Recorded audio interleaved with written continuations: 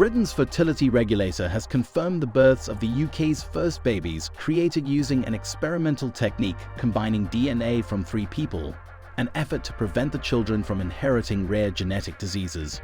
On the one hand, this is a groundbreaking feat that could potentially revolutionize the field of reproductive medicine and offer new hope to couples struggling with genetic disorders.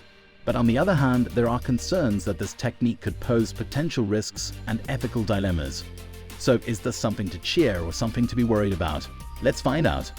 Mitochondrial replacement therapy, MRT, or three-person IVF has been making headlines lately as the UK's fertility regulator confirmed the births of the country's first babies created using this experimental technique. MRT is a cutting-edge approach that involves combining genetic material from 3 different people to prevent the transmission of rare genetic diseases. In a captivating revelation, the Human Fertilization and Embryology Authority, HFEA, disclosed that a handful of extraordinary babies, less than 5 in number, have been brought into the world in the UK through the remarkable 3-person IVF technique.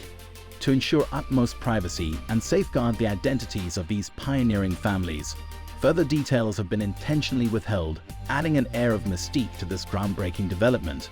The news of these revolutionary births was first unveiled by the intrepid journalists at The Guardian newspaper.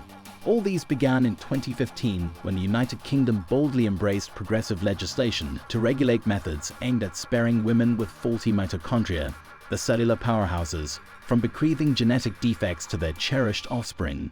However, it was across the Atlantic in the United States where the world bore witness to the first ever baby conceived using this pioneering technique, back in 2016. Since then, the fervor surrounding this innovative approach has only intensified, spreading hope and raising intriguing questions about the future of reproductive medicine. In the case of mitochondrial disorders, these insidious anomalies can manifest as muscular dystrophy, epilepsy, heart problems, or even profound intellectual disabilities. Astonishingly, approximately 1 in 200 children in Britain is born carrying the burden of such afflictions, a staggering statistic that spurred scientific minds to embark on a quest for a groundbreaking solution.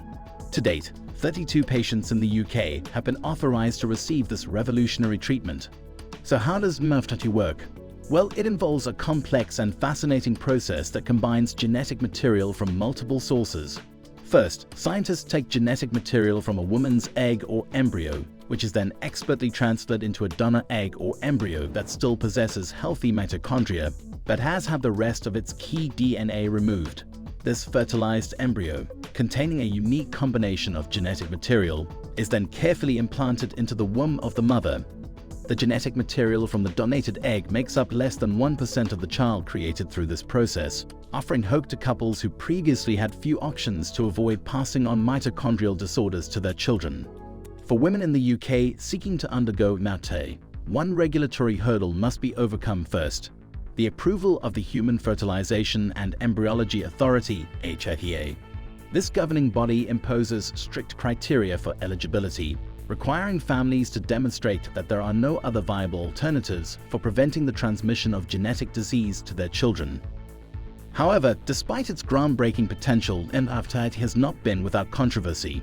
Critics of the technique argue that alternative approaches, such as egg donation or screening tests, should be prioritized over experimental artificial reproduction methods. Furthermore, some have expressed concerns over the safety of the procedure, citing a lack of sufficient data to conclusively prove its long-term effects.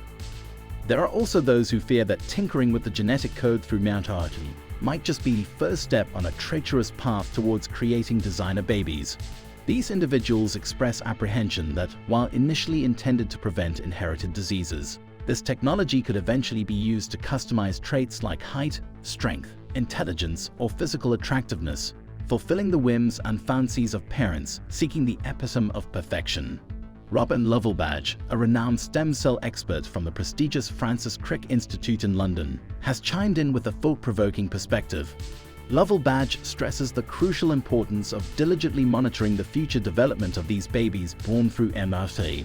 The anticipation and curiosity surrounding how these unique individuals will grow, thrive, and reach their full potential become paramount considerations in assessing the true impact and implications of this revolutionary technique. It will be interesting to know how well the mitochondrial donation, Technique worked at a practical level, whether the babies are free of mitochondrial disease and whether there is any risk of them developing problems later in life, he said in a statement. A group of brilliant European scientists recently published research uncovering a potential hurdle in the path of mitochondrial replacement therapy, MRT. Their study illuminated a disquieting possibility. In certain cases, the minuscule number of abnormal mitochondria that inevitably make their way from the mother's egg to the donors could, astonishingly, replicate within the developing fetus, potentially leading to the emergence of genetic diseases. The exact reasons behind these perplexing occurrences remain shrouded in mystery, leaving scientists eager to unlock the secrets and develop strategies to mitigate such risks. It is an arduous quest for knowledge that requires uncovering the intricate mechanisms at play and devising innovative methods to minimize the possibility of adverse outcomes. However, it's worth noting that previous research examining an alternative technique involving the creation of babies from free people, including an egg donor, offered a glimmer of hope. Remarkably, as the years passed, these children grew into thriving teenagers, displaying no signs of unusual health problems and excelling academically.